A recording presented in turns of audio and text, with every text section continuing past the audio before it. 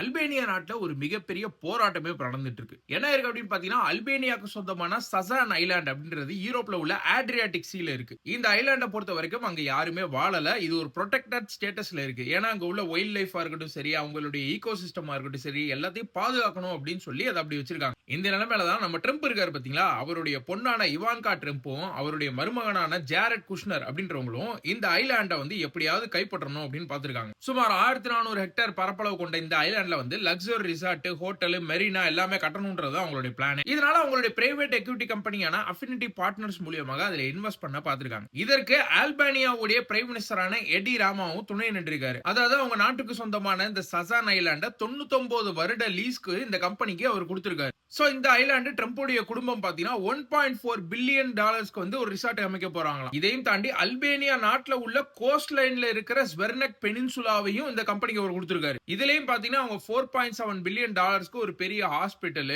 மெரினா எல்லாம் கட்ட போறாங்க. இந்த விஷயம் பாத்தீங்கன்னா அல்பேனியா மக்களை பயங்கர கடுப்பாக்கிருச்சு அப்படின்னு சொல்லலாம். ஆட்டோமன் எம்பையரோட சண்டை போட்டு 1912 தனியா இண்டிபெண்டன்ஸ் பெற்ற ஒரு நாட்டை இப்படி பாதி அழகா அப்படி தூக்கி கொடுக்குறீங்களா அமெரிக்காக்கு அப்படின்னு சொல்லி தான் அவங்களுடைய கோவமே. இந்த கோவம் வந்து ப்ரொடெஸ்டா மாறி அது வயலண்டா மாறிடுச்சு. அதாவது அந்த நாட்டுல உள்ள பொலிட்டீஷியன்ஸ் வீட்ல எல்லாம் அவனுங்க குண்டு தூக்கி எறிய ஆரம்பிச்சிட்டானுங்க. பிரசிடென்சியல் பேலஸ்லயே இவனுங்க வந்து ஃபயர் ஒர்க்ஸ் எல்லாம் அனுப்ப ஆரம்பிச்சிட்டானுங்க. இப்போதைக்கு எந்த ஒரு கன்ஸ்ட்ரக்ஷன் ஆரம்பிக்கனாலுமே இந்த ப்ராஜெக்ட்டை வரவிடக்கூடாது அப்படின்றத வந்து மக்கள் குறியா இருக்காங்க. ஏன்னா இப்படிதான் உள்ள வருவானுங்க, அப்படியே அந்த நாட்டை பிடிச்சிருவானுங்க. உண்மையை சொல்லணும்னு பாத்தீங்கன்னா வரலாறு ஃபுல்லாவே அப்படிதான் இருக்கு. ஈஸ்ட் இந்தியா கம்பெனின்னு உள்ள வந்து லைட்டா வியாபாரம் ஆரம்பிச்சானுங்க. அப்புறம் பாத்தீங்கன்னா தெரியும் 200 வருஷம் நம்ம நாடு அவங்ககிட்ட தான் இருந்துச்சு. அதுக்கடுத்து இந்த ஜூஸ்லாம் பாத்தீங்கன்னா பாலஸ்தீன் நாட்டுல வந்து எங்களை ஹிட்லர் கொல்றாரு, உள்ள விடுங்க, எங்களை காப்பாத்துங்கன்னு சொன்னானுங்க. இப்ப மொத்த நாட்டையும் புடிச்சிட்டானுங்க. சோ இதே மாதிரி இந்த சசான் ஐலாண்டும் ட்ரம்ப் குடும்பத்துக்கு போச்சுன்னு வச்சுக்கோங்களேன், எப்ஸ்டைன் ஐலாண்ட் மாதிரி ட்ரம்ப் ஐலாண்டுன்னு ஒன்னு புதுசா வந்துரும்.